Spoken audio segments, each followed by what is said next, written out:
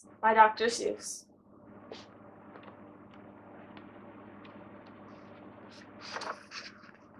At the far end of town, where the grickle grass grows, and the wind smells slow and sour when it blows, no birds ever sing excepting old crows, is the street of the lifted Lorax. And deep in the grickle grass, some people say, if you look deep enough, you can still see today, where the Lorax once stood, just as long as it could, before somebody lifted the Lorax away. What was the Lorax, and why was it there? And why was it lifted and taken somewhere? From the far end of town where the grickle grass grows? The old Onceler still lives here. Ask him, he knows. You won't see the Onceler. Don't knock at his door. He stays in his lurkin, on top of his store.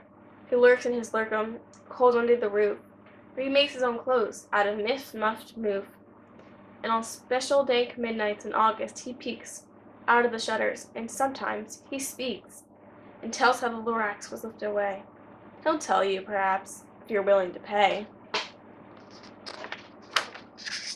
On the end of a rope he lets down a tin pail, and you have to toss him 50 cents, and a nail, the shell of a great-great-great-grandfather snail.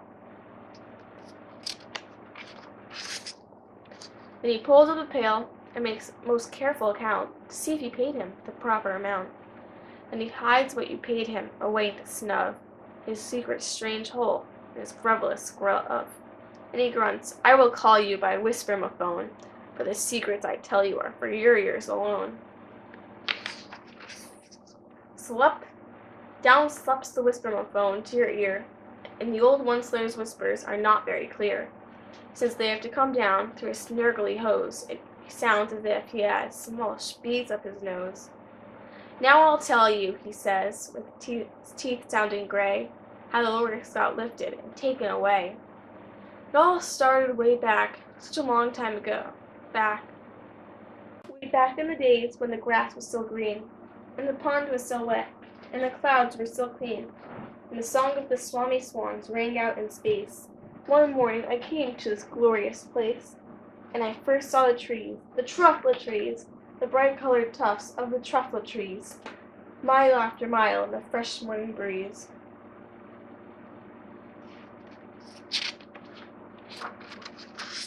And, under the trees, I saw brown barbaloos, frisking about in their barbaloot suits, and as they played in the shade and ate truffle fruits, from the ripless pond came the comfortable sound, the humming fish humming, while splashing around. But those trees, those truffle trees, all my life I had been searching for trees such as these. The touch of their tufts was much softer than silk, and they had the sweet smell of fresh butterfly milk. I felt a great leaping of joy in my heart. I knew just what to do. I unloaded my cart.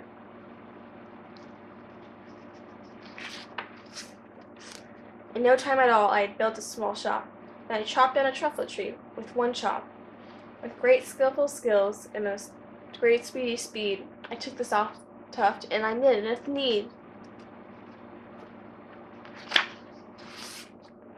The instant I finished, I heard a gazump. I looked. I saw something pop out of the stump.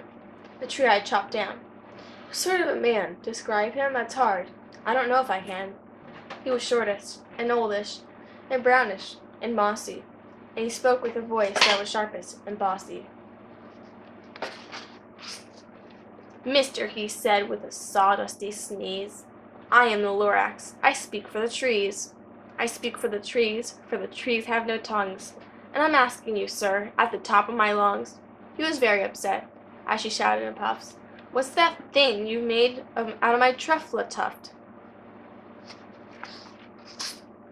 Look, Lorax, I said, there's no cause for alarm. I chopped just one tree. I am doing no harm. I am being quite useful. This thing is a need.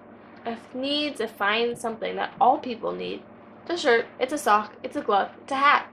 But it has other uses, yes, far beyond that.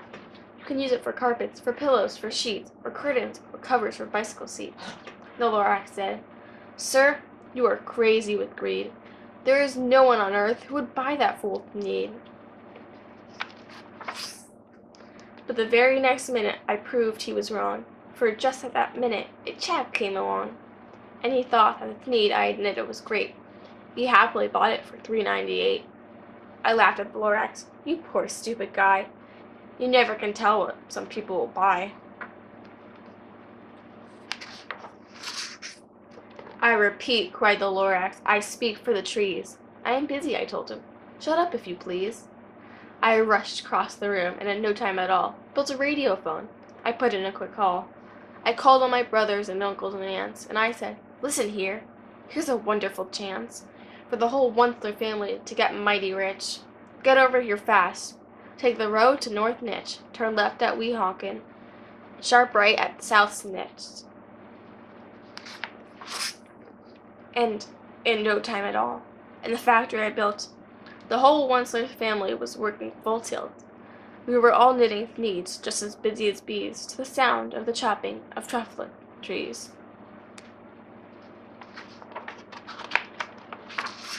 Then, oh baby, oh, how my business grew. Now chopping one tree at a time was too slow. So I quickly invented my super axe hacker, which whacked off 4 truffle trees at one smacker. We were making needs 4 times as fast as before. Now Lorax, he didn't show up anymore. But the next week, he knocked on my new office door. He snapped, I am the Lorax who speaks for the trees, which you seem to be chopping as fast as you please.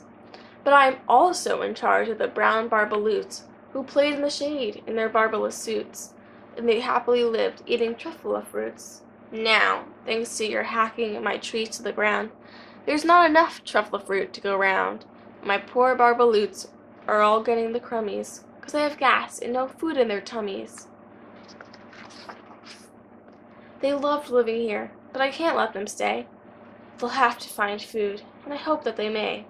Good luck, boys, he cried, and he sent them away. I, the Onceler, felt sad, as I watched them all go.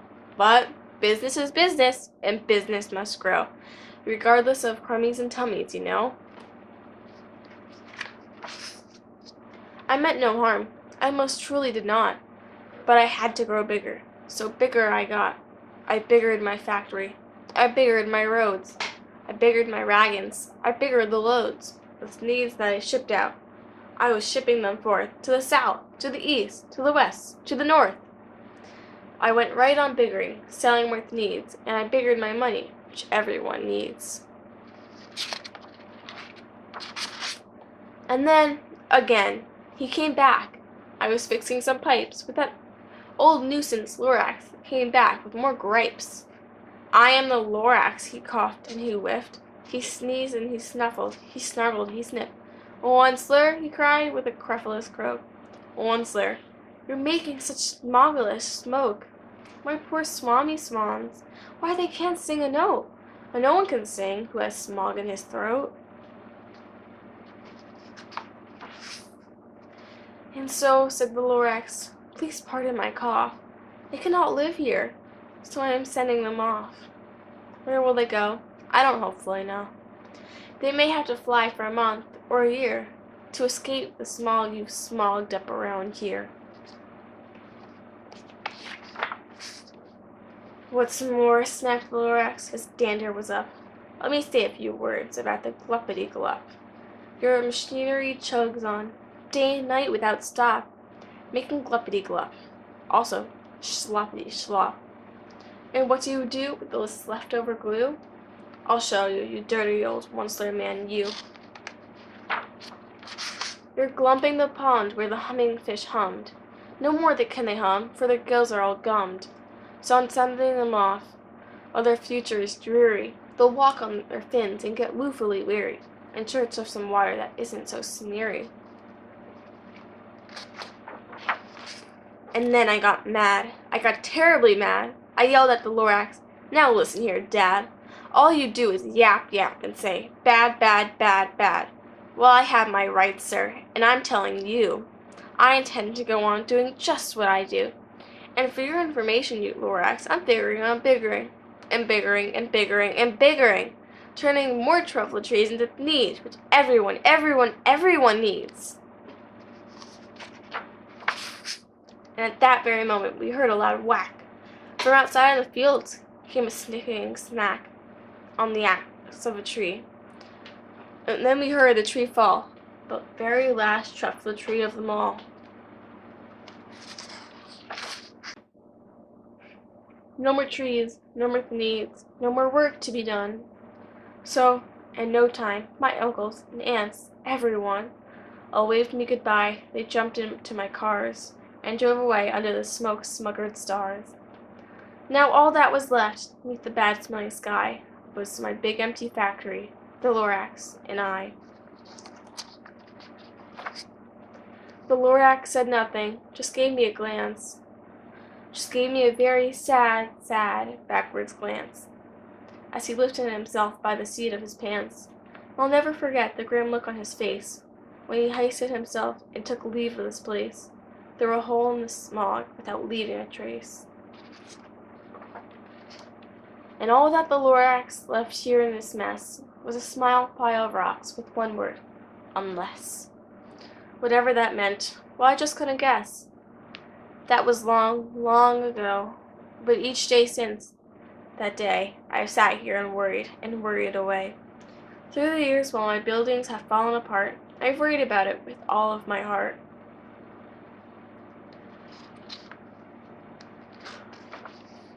But now, said the Onceler, now that you're here, the word of the Lorax seems perfectly clear. Unless someone like you cares a whole awful lot, nothing is going to get better. It's not.